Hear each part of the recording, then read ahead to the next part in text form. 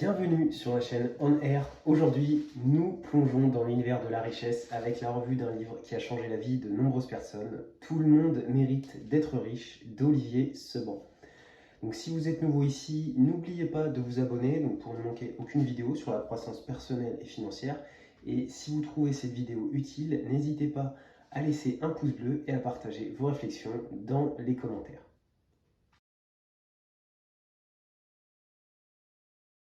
Dans son livre, Olivier Seban partage ses conseils en matière de gestion financière avec le lecteur. Donc, s'appuyant sur son expérience personnelle et des principes généraux, il explore trois axes. Donc, la constitution d'une épargne, l'investissement immobilier locatif et l'investissement en bourse. Donc, son objectif est de permettre à chacun de reprendre le contrôle de ses finances avec un discours pragmatique et accessible. Donc, Seban met en garde contre la procrastination avec le principe plus tôt vous commencerez, plus vite vous vous enrichirez. Donc, il souligne que remettre à plus tard l'épargne ou l'investissement est un frein à l'enrichissement, au même titre que l'éducation parentale, par exemple scolaire ou spirituelle, que peut véhiculer des préjugés néfastes sur l'argent.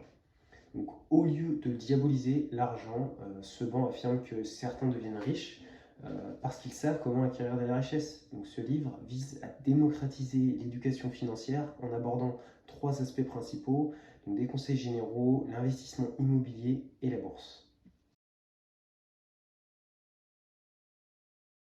Donc, Seban commence par inviter le lecteur à saisir le fonctionnement de la gestion financière pour en tirer le meilleur parti. Donc, il souligne la distinction entre les actifs et les passifs. Donc, les actifs qui génèrent des revenus directs ou indirects, donc, qui incluent les salaires, par exemple les biens immobiliers, les actions offrant des dividendes et les placements financiers. En revanche, les passifs correspondent à tout ce qui engendre des dépenses, donc la fiscalité, les crédits, donc notamment pour l'achat de la résidence principale, les dépenses courantes et les pensions alimentaires, par exemple. Donc, il insiste sur l'importance de faire croître les actifs tout en limitant les passifs. Ainsi, il met en garde contre les crédits à consommation, par exemple, recommandant de les rembourser en priorité avant d'investir. De plus, il souligne l'importance de considérer la capacité d'appréciation et le risque de dépréciation d'un actif en cas de revente. Donc, Seban observe que plus on dispose d'argent disponible, plus on a tendance à le dépenser. Donc, il illustre cela avec trois exemples de foyers au profil financièrement différents. Donc, le premier ne parvient pas à épargner malgré un salaire de 4 000 € par mois. Le second dépense excessivement ses 16 000 € de salaire mensuel en frais de représentation. Et le troisième qui gagne 3 500 € et épargne 15% de cette somme chaque mois, devenant ainsi le seul à s'enrichir réellement. Donc ces exemples montrent tout simplement que la richesse ne dépend pas seulement de l'argent, mais aussi des stratégies de dépenses adoptées par chacun. Donc, le premier principe d'Olivier Seban, qui revient un peu comme vraiment un leitmotiv tout au long de son ouvrage, est celui de se payer en premier. Donc, il recommande ainsi de commencer chaque mois donc avec un virement automatique de 15 à 20% du salaire, présentant cette épargne non comme une contrainte, mais comme la clé d'une certaine autonomie. Donc, se payer en premier équivaut à une sécurité et une liberté financière qui vous permettront de vivre comme vous l'entendez. Donc, le deuxième conseil concerne la réduction des dépenses non essentielles. Donc, il s'agit de résister aux tentations des vendeurs et de n'acheter qu'en cas de réel besoin. Donc, pour ce faire, il est conseillé de noter chaque dépense, donc même si elle est minime, si elle est régulière. Donc, plutôt que de chercher à économiser 400 € par mois, il est plus réaliste de viser une économie quotidienne, donc d'environ 13 €, ce qui revient en fait au même au final, mais il est important de réaliser que l'on peut trouver beaucoup de plaisir dans les petites dépenses. Et enfin, une fois par an, il est recommandé de passer en revue ses contrats et abonnements, de vérifier si ces actifs rapportent plus que l'inflation et de revendre aussi tous vos objets inutilisés. Et enfin, le troisième conseil encourage à pratiquer la négociation dès que possible, donc car comment obtenir une réduction ou une offre plus avantageuse si l'on n'en fait pas la demande. Il est essentiel de ne pas craindre les éventuelles réticences du vendeur, car on n'obtient dans la vie que ce que l'on négocie. Donc, vous n'obtenez jamais ce que vous méritez dans la vie, seulement ce que vous négociez. Donc, recommandé de partir du principe que tout ou presque est négociable, donc surtout si l'interlocuteur est pressé de vendre ou cherche à fidéliser un client. Toutefois, il est important de vérifier au préalable que l'interlocuteur a le pouvoir de décision nécessaire, de s'exprimer de manière polie, non agressive et de garder la possibilité également de rebondir en cas de refus. Quel sujet en matière d'investissement ou de développement personnel vous passionne le plus en ce moment? Partagez-le dans les commentaires ci-dessous et je ferai de mon mieux pour créer du contenu qui répond à vos besoins et vos aspirations. Donc le marché immobilier peut parfois sembler plus stable qu'il ne l'est réellement. Donc bien que le logement soit une nécessité vitale, rien ne garantit que ce marché, historiquement en hausse, ne puisse pas connaître une baisse demain. Donc c'est pourquoi il est crucial d'être attentif avant tout investissement en examinant notamment quatre aspects: l'objectif visé, la durée du crédit, la capacité à rembourser l'emprunt contracté et le montant remboursé mensuellement. Donc, partant du principe que moins vous investissez de fonds propres, plus votre rendement potentiel sera élevé. Donc, ce banc préconise l'utilisation de l'effet de levier du crédit. Ainsi, il déconseille l'achat d'un bien immobilier au comptant, même si l'on en a la capacité financière.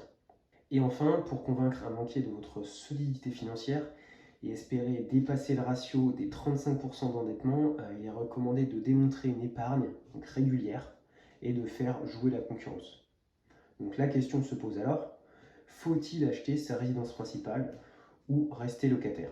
Pour répondre, il convient de prendre en compte les aspirations individuelles de chacun. Donc, souhaitez-vous acquérir un logement pour des raisons de sécurité ou préférez-vous maintenir une grande mobilité?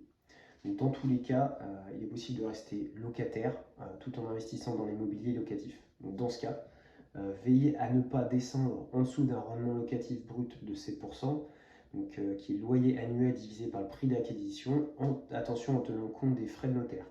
Surtout, le montant du loyer doit couvrir la mensualité du crédit. Si cette règle est respectée, la durée du crédit importe peu. Donc sinon, il est préférable de s'abstenir d'acheter, d'attendre une baisse des prix ou de négocier davantage, car les bonnes affaires en général se réalisent avant tout à l'achat. Donc d'autres options sont à considérer, pardon. L'achat de parking en ville, l'achat-revente avec revente rapide après travaux, l'achat dans le neuf, donc pour les avantages fiscaux, la faible nécessité d'entretien par exemple, la transformation de bureaux en logement ou encore, c'est possible, l'achat de terrains en pariant sur leur valorisation. Donc il est cependant préférable de laisser toutes ces ventes aux enchères aux experts, donc vous pourrez y faire des achats impulsifs et peu judicieux. Donc gardez à l'esprit que l'emplacement est un critère crucial, puisque en période de crise, eh bien, tous ces quartiers bien cotés voient leur valeur baisser moins rapidement. Concentrez-vous sur les appartements donc, de 2 ou 3 pièces ou sur les maisons. Donc évitez d'acheter trop loin de votre lieu de résidence habituel, sauf si vous déléguez la gestion locative à une agence. Et si vous prévoyez de gérer la location vous-même, demandez au vendeur de vous remettre les clés avant la signature, afin d'organiser rapidement les travaux et les visites. Donc, bien que les mauvais payeurs soient rares, triez soigneusement les candidatures et exigez si nécessaire une garantie contre les loyers impayés.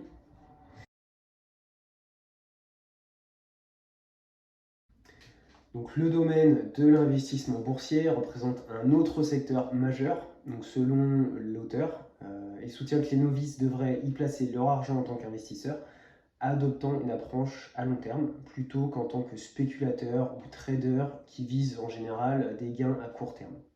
Donc bien sûr, l'idéal serait de vendre lorsque tout le monde achète, bien sûr, et acheter lorsque tout le monde vend. Donc, cependant, c'est un objectif difficile à atteindre et investir en bourse implique nécessairement de prendre des risques, faute de quoi finalement on ne se lance jamais. Donc ces bancs estiment que la technique du CMR, donc coût moyen à rapporter, permet de réduire ce risque, même si cela peut également minimiser les profits potentiels. Donc, cette approche consiste à investir régulièrement, donc chaque mois, la même somme, quel que soit l'état du marché. On peut investir dans un indice tel que le CAC 40 ou dans des équivalents étrangers parfois plus prometteurs, des SICAV, des trackers, il y a des secteurs spécifiques.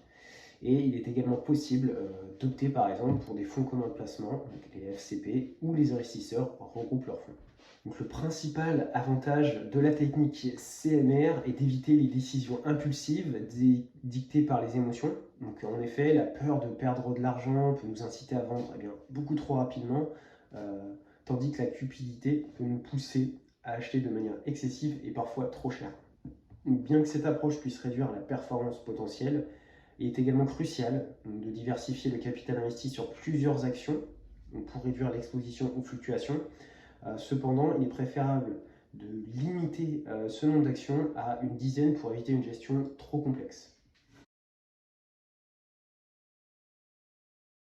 Donc, si vous entreprenez, la compétence dans votre domaine ne suffit pas. La stratégie commerciale est tout aussi cruciale, voire plus. Donc, pour attirer et fidéliser les clients, mettez en avant ce qui distingue votre offre, à condition qu'elle réponde à une demande, et visez des produits à forte marge et privilégiez, si possible, la rémunération au pourcentage.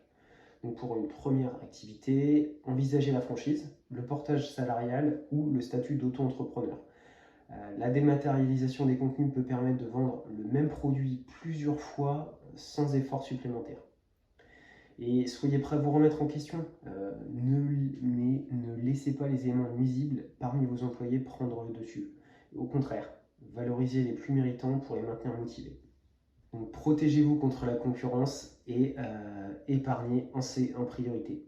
Donc, protégez-vous contre la concurrence et épargnez en priorité. Payez-vous en premier car en cas de dépôt de bilan, ni vos clients ni vos banquiers ne viendront à votre secours. Optez pour des structures juridiques limitant le risque au capital investi, donc SARL, SA, et ne faites jamais de crédit sans assurance de paiement. Évitez de vous porter caution si vous ne pouvez pas assumer sereinement cette dette. Donc, en matière d'investissement, la première intuition est souvent la bonne. Donc, si une affaire est réellement avantageuse, cela se remarquera immédiatement. Donc, en cas de doute, abstenez-vous. Méfiez-vous surtout des mirages, des fausses opportunités et des escrocs. Donc, n'investissez que dans les domaines que vous maîtrisez, car c'est ainsi que vous reconnaîtrez les bonnes affaires. Donc, par exemple, ne considérez pas la gestion de votre argent comme une perte de temps. Les bénéfices potentiels vont compenser largement l'investissement initial. Donc, selon Olivier Seban, vous payer en premier doit être votre priorité absolue. Donc, les revenus des actifs acquis par la suite vous ouvriront la voie vers davantage de temps libre, ce qu'il appelle la liberté financière, c'est-à-dire lorsque ces actifs génèrent suffisamment de rentrées d'argent pour couvrir vos nécessités. Donc, puisque le temps est une ressource précieuse, gardez à l'esprit que le principe PEGR, donc petits efforts, gros résultats, donc cela revient à agir en paresseux stratégique, donc en refusant de vous laisser dicter un emploi du temps par quiconque. Et enfin, n'ayez pas honte de chercher à vous enrichir, car ce qui compte au final, c'est l'utilisation que vous ferez de votre argent. Vous pouvez choisir d'aider les autres, votre famille, vous-même. Souvent, la peur nous paralyse et nous empêche de voir les opportunités. Mais ayez confiance en vous et agissez pendant que d'autres restent perdus dans des discussions sans fin. Enfin, ne soyez pas dupes des apparences de richesse, parfois construites sur des crédits difficiles à rembourser. Tracez plutôt votre propre chemin. En conclusion, Tout le monde mérite d'être riche est un excellent guide pour ceux qui cherchent à améliorer leur situation financière. Donc, les principes fondamentaux qu'il enseigne sont intemporels et si vous êtes prêt à mettre en œuvre ces conseils, vous pourriez bien être en route vers une vie financière plus épanouissante. Voilà, c'est tout pour notre revue de Tout le monde mérite d'être riche d'Olivier Seban. Donc, si vous avez déjà lu ce livre, n'hésitez pas à partager votre expérience dans les commentaires et n'oubliez pas de vous abonner pour plus de contenu sur le développement personnel et financier. Merci de nous avoir rejoints aujourd'hui et je vous retrouve dans une prochaine vidéo. Ciao!